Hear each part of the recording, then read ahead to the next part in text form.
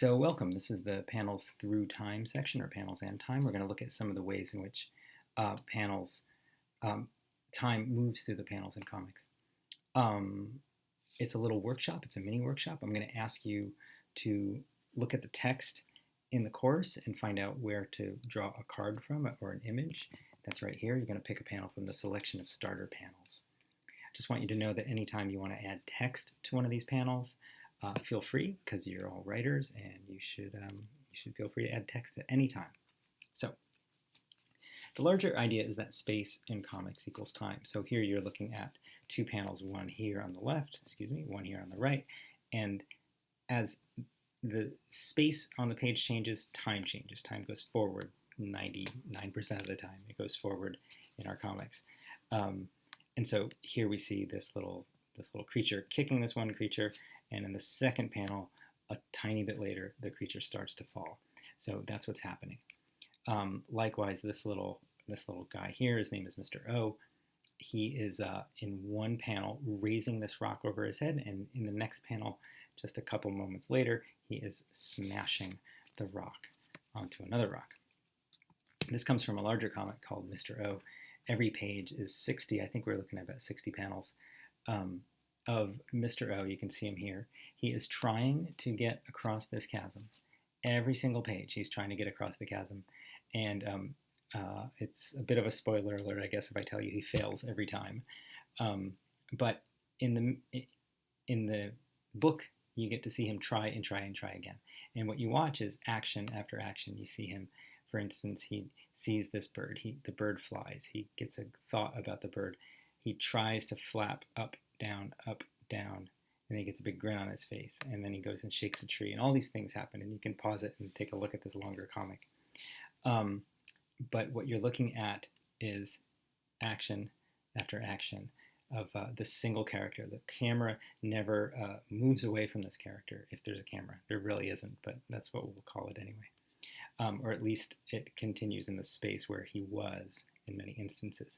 So that's what we want to do in the first exercise here. The first part of our exercise is we want to add one panel to that panel we drew that moves the story a small amount in time, focusing on going from one action to the next. So we're going to keep the camera on the same subject. So whatever card you drew, draw something, another action. So maybe the character was walking, maybe it was that simple, then maybe she or he trips, or maybe he or she notices something, or maybe you got a really good card where he or she was falling down a hole, in which case they land. Some action, another action, the next action. That's what we want you to try this. And again, going back to Scott McCloud, this is what he calls an action-to-action transition. So pause it here, make that drawing, and I'll keep going. The next one I want to look at goes backwards a little bit. It's when the time only changes a small amount of time, a moment. There's actually no actions to be seen, or at least the action doesn't change. This man is sleeping, snoring, breathing, whatever, and there's no action change between the two. Just a couple moments have changed. This particular comic, by the way, this particular drawing is by Salgood Sam. He's got his own course on making comics, and you should go Google it. He's a really great creator, a great guy, and a great teacher.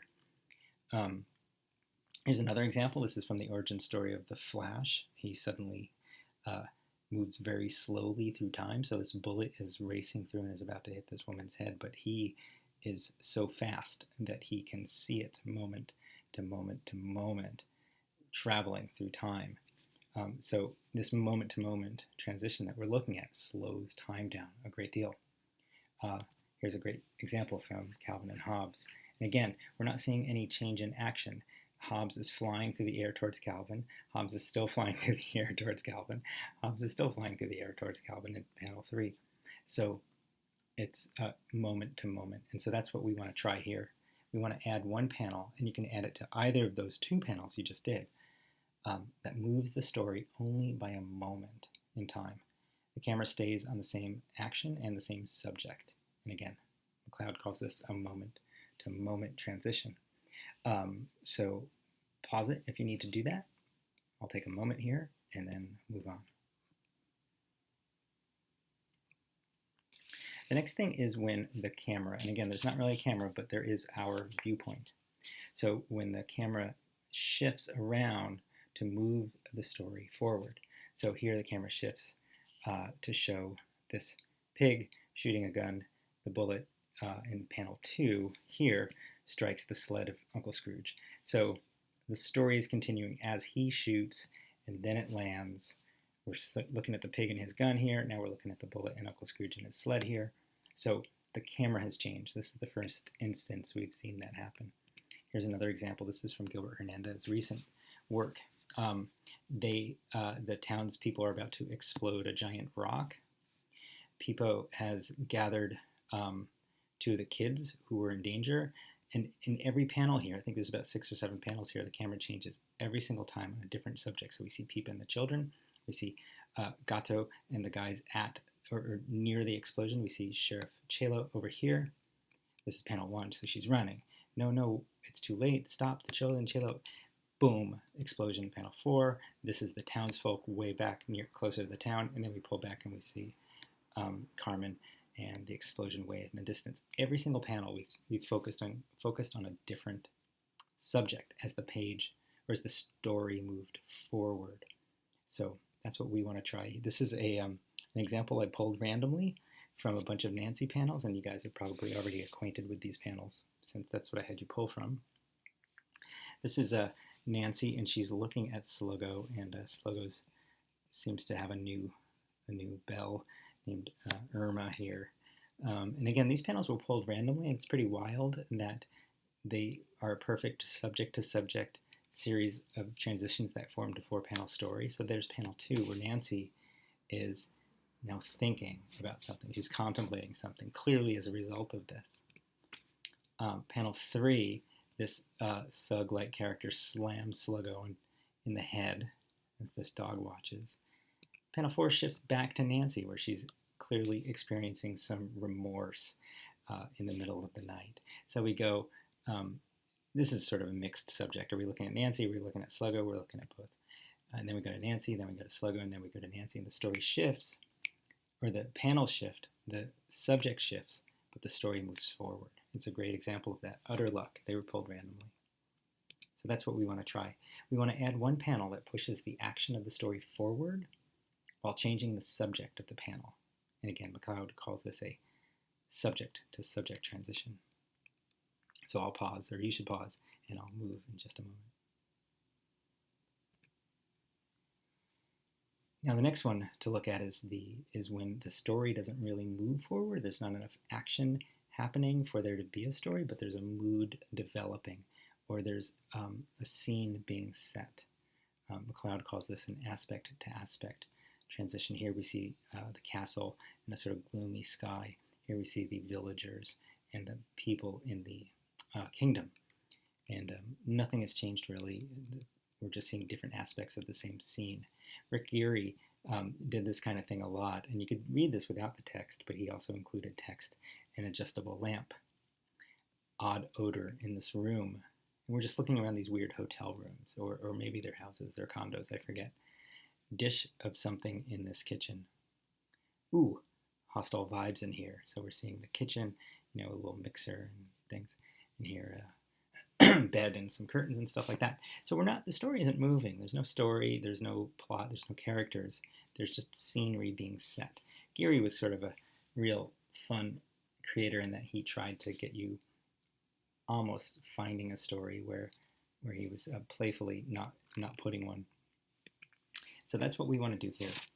Add one panel to any other panel that changes the subject of the panel, yet keeps the time relatively still. So there's no story developing. We're just taking a look around the space, maybe. We're getting another feel for the mood, maybe. Something like that. McLeod calls this an aspect-to-aspect transition. So pause here. Do that. And we'll move on. In these instances, we're going to see, actually I think I just have one instance here. This is when maybe a few hours pass or something like that. So we're seeing Tintin. The subject's the same, right? But it's hours later. This time it's hopeless. I can't see any way to get myself off the hook. And next morning, and the firing squad is ready. Excuse me. So that is a simple scene-to-scene transition, and we want to try that. Add one panel to any other panel that moves the story hours ahead. Keep the camera on the same subject, but show it hours later. This is McLeod's scene-to-scene transition. And you should pause. I'll take a moment, and we'll move on. Now again, just playfully, I want to show you this Robert Crumb piece, which actually moves years and years ahead in all of its 12 panels. So here we see Western America, Midwest maybe, or something, 1700s maybe. Hard to know, that's a sort of eternal scene. But now the train has come through. Decades later, now there is a telegraph wire coming through, and a house has been built next to the train. There's one lone cart, horse and cart. That telegraph wire has become a telephone wire in this next one. There's now a fence around that house. More trees are being cut down. There's a house over here on the other side. Well, now things are getting busy. There's a railroad crossing. There's a four-way crossing here. More houses, lots of houses. The telephone wires are getting heavier and bigger. Now all sorts of things are being developed as we approach the probably late 1800s. Now things are really changing here, and etc. And you can look at this, and in every scene you're looking at about a jump of at least 10 years, if not 20 in some instances. The house is at one point torn down. After it becomes a Texaco, it's torn down, it becomes a parking lot, and then it becomes a convenience store, and et cetera, et cetera. Crumb's ending to this is just to write what next. So we want to try this. We want to do this. We want to add one panel to any other panel in our sequence, in our sort of array of panels that moves the story a large amount of time. Try months or years or eons. Keep the camera on the same subject. This is also a scene-to-scene transition, but it's something I thought we should try, just to get a feel for how time moves between the panels. You pause, I'll pause, and then we'll move. All right.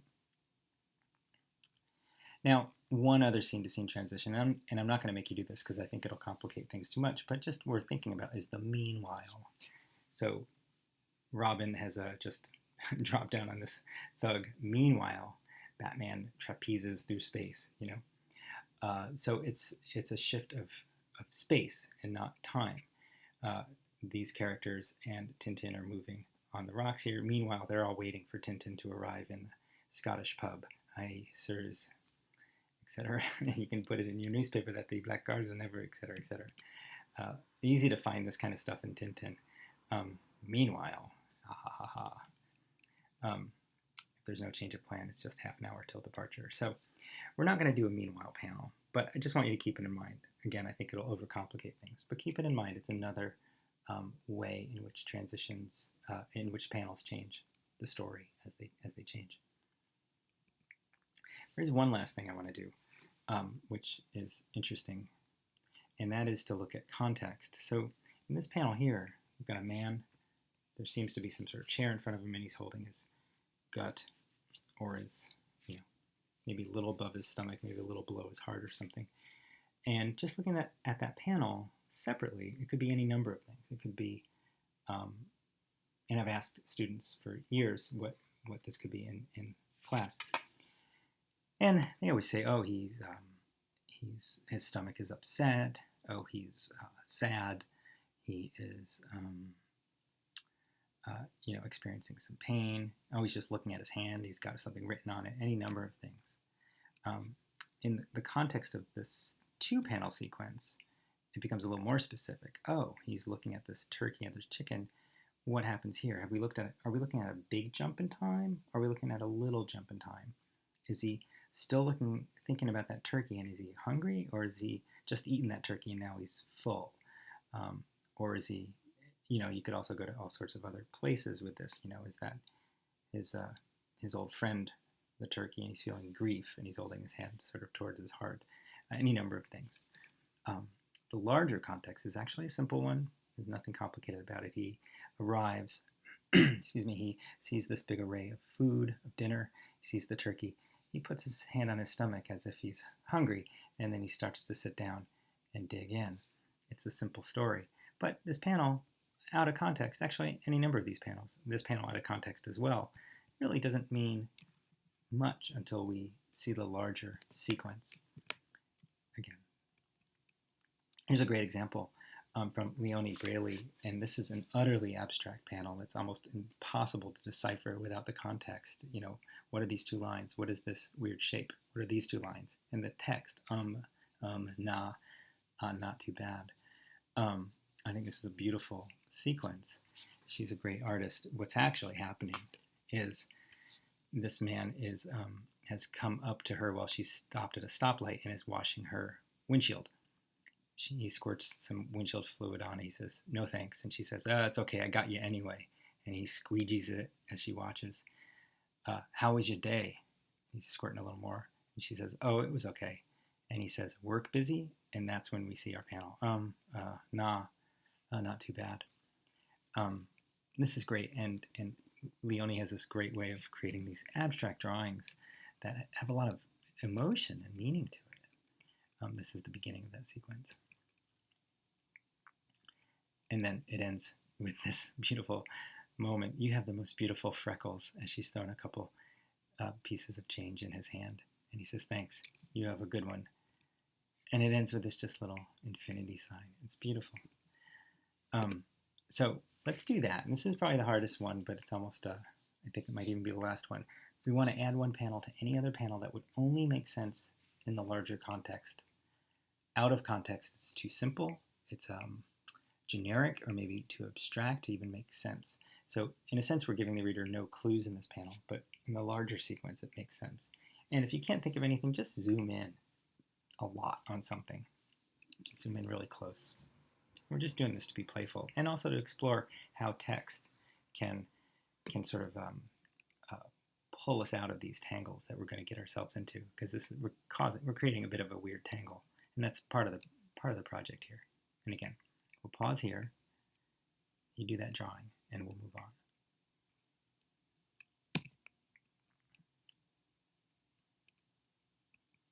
Now, you have, I think, if I've counted right, you have a strange but somewhat connected 8-panel story. It goes all over the place in time, and because we're writers and because we're good at this, our job, part 2 of our assignment, is to add 3 to 5 more panels anywhere that's necessary to further connect and clarify the story, soften it maybe. Use as much text as you need anywhere you need to, and then reflect. How many panels do you need? What kinds of transitions do you need? Do you need other subject to subjects, other moment to moments, other action to action? And how does the story change even with the addition of just one single panel? Have fun with this, and I will see you or talk to you later.